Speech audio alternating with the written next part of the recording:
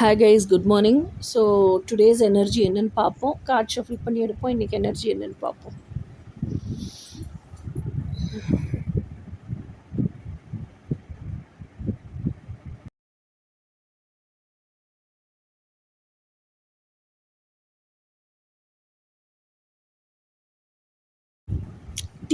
டிவிக்கேன்னு உட்காந்து மொபைலே பார்த்துட்டு இருந்த நாட்கள் முடிஞ்சிருச்சு. இப்போது அந்த கொண்டாட்டத்தையும் நம்ம உள்வாங்கிக்கிட்டோம், அதை நம்மளும் செலிப்ரேட் பண்ணிக்கிட்டோம், நம்மளும் ஹாப்பியாக இருந்துட்டோம்.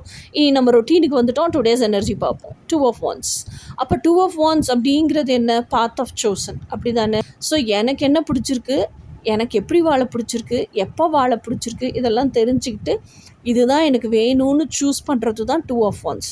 ஓகேயா? அப்போது அவங்க கையில் வச்சுருக்காங்க பாருங்கள் ஒரு உலகப்பந்து.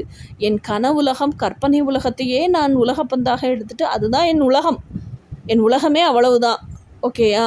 அப்போ அதை அடைகிறது தான் என் இலக்கு அப்படின்னு சொல்லிட்டு கிளம்புறான் பார்த்தீங்களா? அதுதான் 2 of Wands. இப்போ 2 of Wandsங்கிறது பாத் ஆஃப் சோசன். நெக்ஸ்ட்டு தான் வந்து ஆக்ஷன் டேக்கிங் எல்லாம். ஓகேயா? இத்தனை நாள் எப்படி இருந்தான் அப்படின்னா பயங்கர கன்ஃபியூஸ்டாக இருந்தான். இதை பண்ணுமா, அதை பண்ணுமா, என்ன பண்ணணுன்னு தெரியலையே, எனக்கு எதில் சோல் சாட்டிஸ்ஃபேக்ஷன் கிடைக்கும்னு தெரியலையே, எதில் வந்து இருந்தால் நான் ஹாப்பியாக இருப்பேன்னு தெரியலையே, என்னோடய ஐடென்டிட்டி என்ன, இதெல்லாம் குழம்பிக்கிட்டே கிடந்தான். இப்போ என்ன பண்ணான்? அவன் பாட்டு அமைதியாக உட்காந்தான். அவனையே அவன் அமைதிப்படுத்திக்கிட்டான். அவன் கூட அவன் கனெக்ட் பண்ணிக்கிட்டான். வரிசையாக எழுத ஆரம்பித்தான். இதெல்லாம் இந்த குணமெல்லாம் இருக்கிற நான் தான் நான், இந்த குணமெல்லாம் என்கிட்ட இருக்குது. இன்னொன்று எனக்கு இதெல்லாம் பிடிச்சிருக்கு, இதெல்லாம் எக்ஸ்பீரியன்ஸ் பண்ண பிடிச்சிருக்கு, இதெல்லாம் திருப்பி எவ்வளோ தடவை பண்ணினாலும் போர் அடிக்காமல் சலிக்காமல் பண்ண பிடிச்சிருக்கு, இதையே வாழ்க்கையாக வாழ பிடிச்சிருக்கு.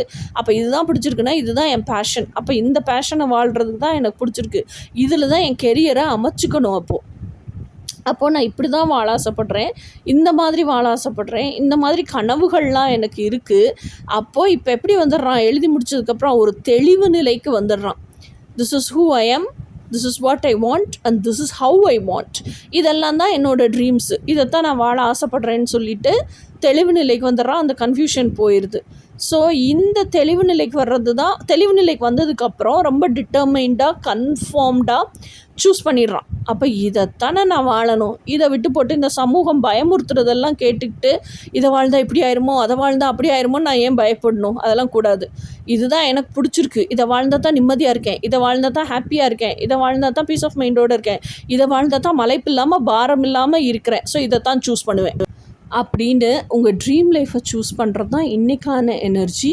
இனி நாளைக்கான எனர்ஜி என்று நாளைக்கு பார்ப்போம். அன்டில் தென், பாய்.